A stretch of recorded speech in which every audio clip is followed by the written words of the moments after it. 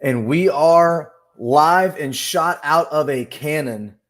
And welcome in everybody to a week 5 edition of the Fourth and One podcast. A little bit later, day late, not a dollar short though. I'm your solo host for the night, Coach Trey. Absolutely a lot to get to, but nothing more important than a feel good moment. Just a handful of hours ago, I was on the Twitter machine, or X, as some might call it. The good in college football does come to fruition in Travis Hunter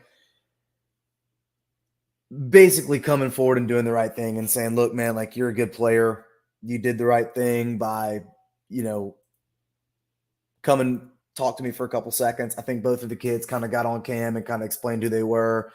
Kind of said they're sorry. I didn't mean much of it, man. Sorry, bro. It's all love. It's all business. It's nothing. You're nothing personal, and that's kind of what you want. So I really, really like that they did that. Super, super nice for them to do that. And obviously, Coach Prime is teaching these boys to be something more than football players. He's teaching them to become men in society, and we certainly support that around here, around the Fourth and One podcast. But a lot to get to, so I don't want to bury the lead anymore. Wow, I don't even know where to begin. But I guess to address the elephant in the room, Russo is just going to take the week off. He actually had a doctor's appointment, a little bit of a minor procedure, nothing crazy, nothing bad. Our boy's all good to go, but the show must go on. So we are going to get to college football as I see it really quick, round it out with a couple of best outlooks, and then obviously we're going to follow on the page for tomorrow on X to get the full card, but I will give you a couple of plays that I like. We kind of talked a little bit about what it might look like if Notre Dame beat Ohio State. I'm to be honest, I kind of felt good about it, going in through the entire game, and basically at the end, you did what you couldn't do, was beat yourself. And, Coach Freeman has time and time again said how important it is that we stand tall in the face of adversity. I think the biggest thing that you couldn't do was what you did do, and I really didn't think they would do it. And they paid the price for it. So hats off to Ohio State coming back, winning the game. Kyle McCord, hats off to you, brother. Standing tall. Unfortunately, I cannot continue to go too far into that without saying that one of our plays is actually playing right now. Can't be an official play, unfortunately, because I did not put it out on X as I'm, just getting back in town from a week-long trip in Nashville. And I just looked at my card so I'm going to have to cut this for a second and say that, I did have Oregon State to cover in the game. Something about Oregon State and the points, Oregon State, and it's not really necessarily their offense. It's more about their offensive line, and I think Utah plays really horrible on the road. If you want to go look at the splits, it's actually the most unbelievable amount of splits you've ever seen in your life on Oregon State at home and Oregon State on the road, Utah at home and Utah on the road.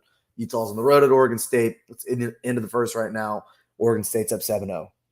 I will say that I don't necessarily love to have to do that, but we did look hard at this game, and I did favor Oregon State in this matchup. Easy for me to say when they're up 7, right? But call it what it is.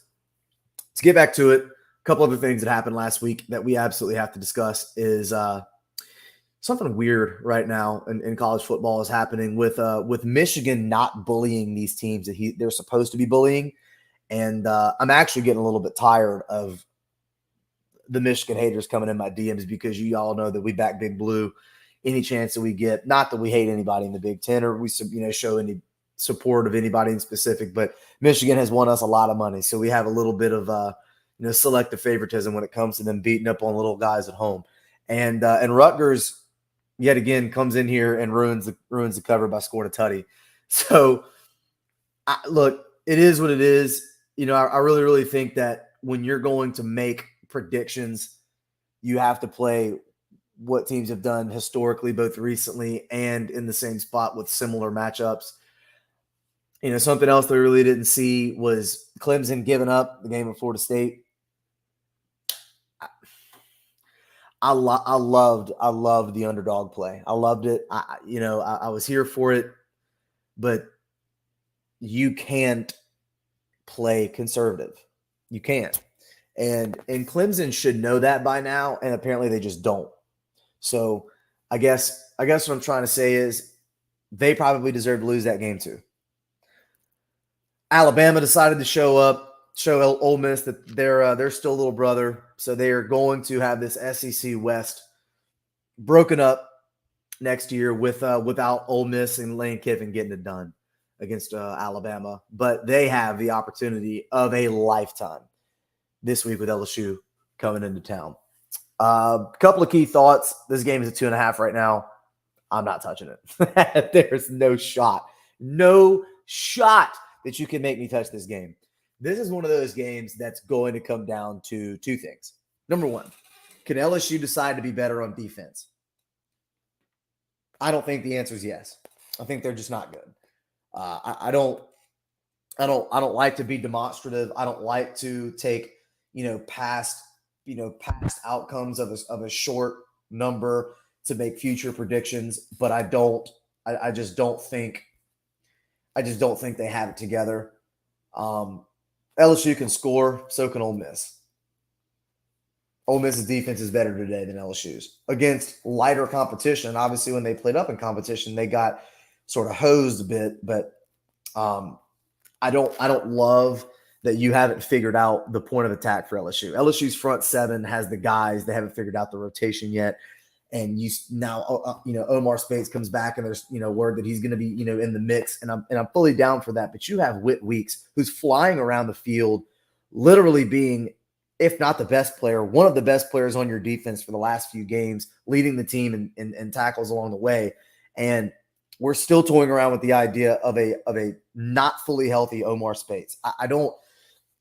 And I've said this about Brian Kelly in the past, and I'm going to make this analogy as clear as day as I can make it.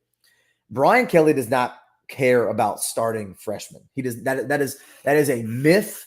That is a terrible talking point that some of these LSU heads have really gotten themselves into.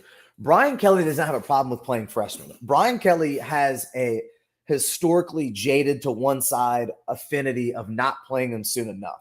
And the reason for that is not because he's afraid to play them. He's not used to having to play them. Brian Kelly has never recruited Louisiana athletes at this magnitude before. Brian Kelly has recruited people to come and play for Notre Dame. We've talked about this before. You are not recruiting the same person to play at Notre Dame that you are recruiting to play at LSU. Brian Kelly can make a recruiting class and have him top 10 in the nation just recruiting Louisiana and Texas only. Like, you didn't do that at Notre Dame. So my theory is that Brian Kelly is used to having to coach these kids up to be starters year 2, year 3, sometimes year 4. Whereas nowadays you've got Whit Weeks, who was nowhere even close to being the gem of the recruiting class, the steal of the class. No, I mean, the kid was definitely considering going to South Carolina, chooses LSU instead because his older brother is there, and he absolutely loves it. And he's a baller. He can run. He can create his own lane. He's flying around the field. He's an all shucks accent kind of kid. He's like that. And so LSU is having a ball with this kid, and hats off to him. He wears 40, looks great. So hats off to that kid. Not touching this game. You want to give me anything to play? Give me the over. If it's something manageable, which I don't recall what it was. 67. I don't know if I like that. Maybe 62, maybe 60. 61, something like that. Give me a Brian Thomas anytime, if anything, from this game. There's always the open to possibilities that I'll make a little player prop with it, but don't really love anything in that game. Don't really like the line. Our model doesn't really show anything significant. Another game that I think isn't getting enough run is Florida Kentucky. As much as a UK fan as I am, I love Florida in this spot. Let me tell you why. Kentucky's 4-0. Florida's 3-1. Looked shockingly better on both sides of the ball since they played that knockdown, never get up off the mat game at Utah. Unbearable that this game is as close as it is. And stupid that it has to be an 11 a.m. game. Great for us because we get to watch it. I don't hate Kentucky in this spot. I just like Florida more. They are not going to be an official play for me this week, but they absolutely are going to be in the running. Another SEC game that I love, and I think we awake the sleeping giant. Brock Bowers seems to be coming to the show, kids and coaches. I love watching this guy be great. They're going to stroll into Jordan Hare. And truthfully, I think that it's going to be ugly. I've been fading Georgia at home and going with Georgia on the road for a few years now with flying success. Flying. Georgia has not been covering at home. Auburn looks to be a mess. The line's at 14.5. Shave it down to 13.5 and give me Georgia to cover. I will have that as a play this week, so I'll go ahead and give you a little sneak peek of that. I think this is a good Auburn team that can stand the face of adversity. Weird things happen in Jordan Hare, but I think Georgia's heads and toes better than you. I don't think they're the quintessential number one team in college football. I think that's nonsense. You know that I don't believe that there is one this year. If any of them look, as far as anybody that could beat anybody today, I'll take Washington in a boat race because if they get going, fellas. Another game that I really want to watch closely, and I say this with a little bit of caution. We look at the sleepy lines. Game day is going to be at this game. Notre Dame and Duke. I love Duke in this spot. I love Notre Dame last week. I don't like them this week. The 5.5. If you can get Duke on 5.5, I would take that. I'm not telling you that's an official play. It may be part of a parlay, but I don't know if it's going to be an official play on the straight up yet. I kind of want to see what the numbers do because I think it's actually going to go as far as, game day is concerned. I think game day is going to help push that line in the direction that I, think that it'll go. If it does do that, rather, we'll go ahead and make either an in-game, but a right before kickoff play on that. And we're going to have basically all day to make that play happen. It's not one of my main plays, but I will tell you, if you're going to be one of those people that doubts Notre Dame now because of how they lost to Ohio State, I think you're going to be disappointed. They're recruiting well. They're being coached well. Maybe not ready for the big moment yet, but I think Coach Freeman has got this thing figured out as far as the boys playing hard. Newsflash, breaking news. The other team can be good too. So miss me with they're not ready for the moment yet. I just don't think that they have everything to be great in the big time moment. I'm not saying they're not ready for it. I just said they're not ready to win it yet. It's a little bit different. I think they can stand in there with a bunch of teams in college football this year. I just don't see them being the best, and I don't see them winning at all. But they've won us some significant money in the past, and so we're going to go ahead and ride with them. Getting through a couple of other notes that I have that I just wanted to relay out because I have handwritten notes. I have handwritten notes from this week, y'all, because I was not taking a break. I was literally in the conference room and in the break room, like writing notes for this week, like frantically trying to figure out what it is that I wanted to talk about with you guys.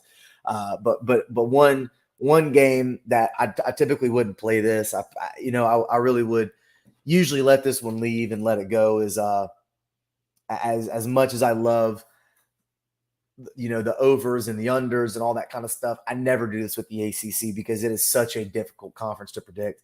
But I am going to play an over this week. Can you guess what it is? I want to see if I can get this accurate number because it's really been moving so freaking much. No, it is actually going to stay the same. We're going to play Virginia and Boston College over the number. Let me tell you why. Neither one of these two teams are great.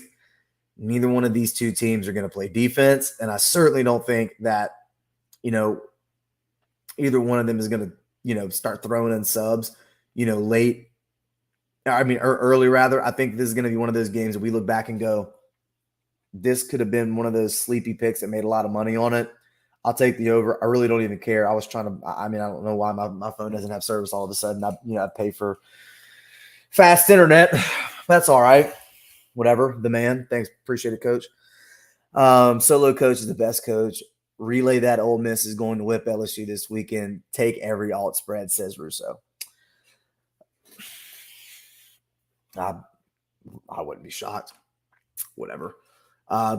One of the official plays that I love is the Virginia-Boston College game in the over. We loved Boston College in the Florida State spot. Didn't play it. Didn't even talk about it.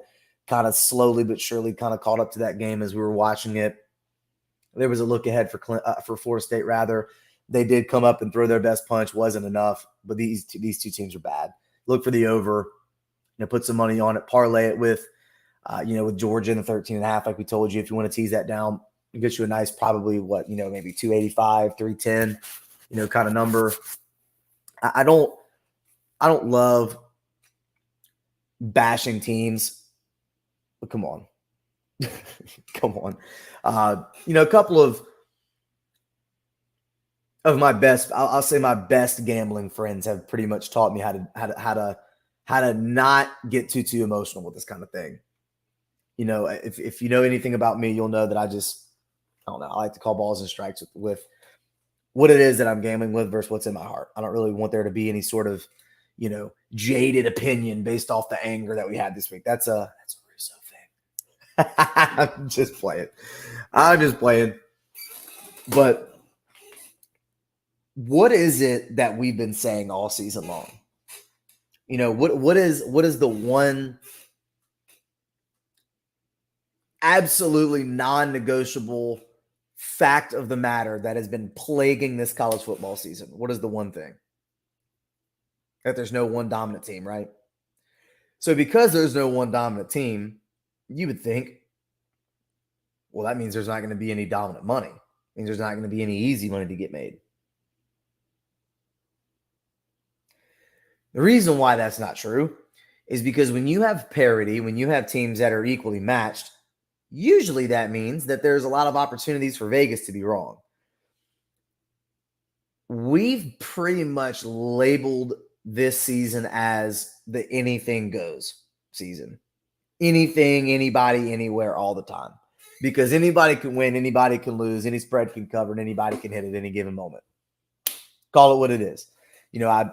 I really don't think that there's one team today that deserves to win it all. Colorado was a Cinderella story that everybody wanted to talk about, rather. And, you saw what just happened to them. Newsflash. I think USC could do the same thing. Not saying they will. I just think that they could. I think they can get out to an early lead. Oregon comes back and tries to cover the spread in the end. It's still 3 touchdowns. They're not going to have Travis Hunter. I like to think that they can have a fighter's chance. Shadur is obviously still that dude, but what else can you ask for?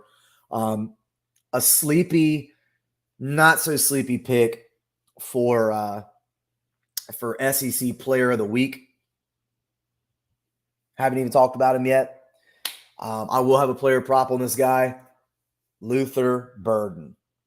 I'm kind of deciding that I'm going to try to play him this week and possibly next week with what could be a massive game in Missouri and possibly a game day game with LSU going up to Missouri. Missouri looks like a team, y'all. Look, I'm not telling you that they're going to be, like Morgan Wallen said, the 98 Braves, but they're not bad. Blake Baker has them boys flying around on defense. You don't think that dude wants to beat the last team that he coached for? Give me a break. Missouri goes into Vanderbilt. They're a 14-point favorite. I cannot believe that the line is that low. I think they're going to absolutely stomp into Vanderbilt and absolutely thrash them, everywhere and all over. The one way, and obviously I don't do this for a living. Vegas does. 14 points there for a reason. Vanderbilt can obviously play the look-ahead spot for them. Vanderbilt has everything to play for, nothing to lose. You know me. I've been playing Vanderbilt for 3 years now, trying to get their win totals So far be it from me to, to fade them now, but I do really like Missouri getting it done, and I certainly don't think that there's any lack of attention to detail that's going to come down to the game next week, win or lose from either team. Obviously, Ole Miss has everything to play for. LSU has everything to play for. If Ole Miss loses the first season, their season hopes are pretty much shot. The West is out of reach for them. If LSU loses, it's not. So there's every reason for LSU to not show up. Trying to get back to that game, but the one thing that we've always said before is, don't necessarily bet with, what you see on Twitter. Bet where the numbers lie. The numbers do lie a little bit weird. A little bit weird for the LSU game, a little bit weird for the Missouri game, and a little bit weird for this Michigan-Nebraska game. And all three of those games just so happen to be three games that I have highlighted as do not touch. But if I were to touch one of them, it'd be Nebraska and them 18. Michigan's not really beating the hell out of teams like they should. I think Nebraska is the dog in a the scared dog in a corner mantra. I'm just saying, it's not at the big house. It's in the cornfields of Nebraska. Do not be surprised if they cover. This is not me telling you they are going to win. I'm just telling you they are going to more than likely have an opportunity to cover. So I'm going to keep that in mind. One thing that I also want to talk about, I think that we've pretty much done everything that we could possibly do other than beg. So here I'm going to go. You're ready. I think every single person that watches this video, man, woman, infant child, struggling college student, if you hit the like and subscribe button, it is going to help me and Russo immensely. It is going to help me and Russo immensely. I don't necessarily think you guys understand how much we appreciate the feedback, the love, the messages, the likes, the comments, the tails, the screenshots of the green winnings. It is so cool to see you guys do that with us. We relay this information between our family and friends so very often to try to get some added feedback. And I think the outreach here is absolutely enormous. As far as social media is concerned, with such a small but yet growing show. I literally can't wait until Russo and I are on a college campus sitting at a table, getting paid to be there. Like that's literally our dream. So in the meantime, like and subscribe and just give us some love. Last little bit of information that I want to share. I'm not going to bring this, completely up yet, but I do want to say I have a really, really good friend of mine, an absolute staple of the show. A friend of mine that is starting up a new small local business that I definitely want to recognize, here soon. I don't have the complete, buy-in to what exactly we're going to get out of it because he hasn't promised me a free t-shirt yet. But I am going to shout out my guy here coming soon. And last but certainly not least, I want to address that we can't possibly do this without you guys. Supporting local businesses, supporting other companies, shouting out FanDuel, getting on X, getting on TikTok, getting on Facebook, all these things that we do. We can't do any of it unless you guys buy in, which is why it means so much to me that you guys keep coming back. There's a comment right there in the chat. Y'all thought I was playing. Small Craft US, man. It is what it is. That's a loyal listener. It's not just a friend of mine, but that's family, man. Like that's what I'm talking about.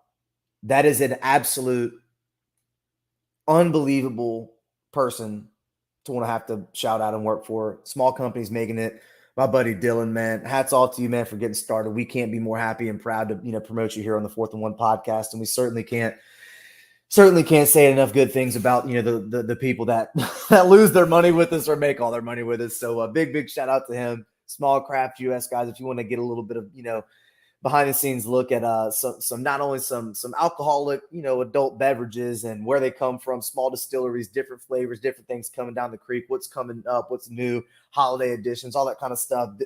Dylan's going to go extremely in depth with that kind of thing. So in case you guys are interested in that in that market, I'll certainly give my boy a shout out anytime that I can. But in the meantime, guys, I just wanted to kind of keep this one lighthearted. I don't want to really get into too much of the weeds, but I do want to say one final thing as I think I'm going to wind this down in here in just a second. The keys to this weekend are, no matter what you think, no matter how much money you lose, no matter how much money you bet, just remember that we are always going to have your best interests at heart. We are always going to be playing these things with you, and we are always going to be down in the trenches with you, down with the sickness, some might say. I'm sitting here telling you today, I absolutely love this. I love you guys. I love sitting in this chair. I love talking about college football. It's absolutely outside of, my personal life is, my job and my profession. This is by far and away the coolest thing that I've ever, been able to be a part of. And, shout out to Russo for allowing me to be here. I can't really say how important it is that we keep doing this every single week. And so I really want to say thank you guys for being here. Thank you for showing us some love. Thank you for showing us, unwavering, amounts of effort, and, certainly don't want to do anything to get in the way of that. So I just want to keep giving y'all some winners. Check out X, get ready for the tweets. We have a pretty nice little card coming up. Just wanted to give you guys one last little shout out. Russo says, shout out to the fans. We're going to cut this video in just a second here, but we just wanted to say thank you guys for coming in. This is a big appreciation thread. I'm feeling a lot of gratitude coming off my trip to Nashville for work, guys. Just got all the warm and fuzzies going into Q4. Okay. So yet again, thank you guys so much. We love you here. Thank you guys for tuning in, and let's go make some money. What y'all think? All right. That's it. It's enough for me. Let's go make some bands.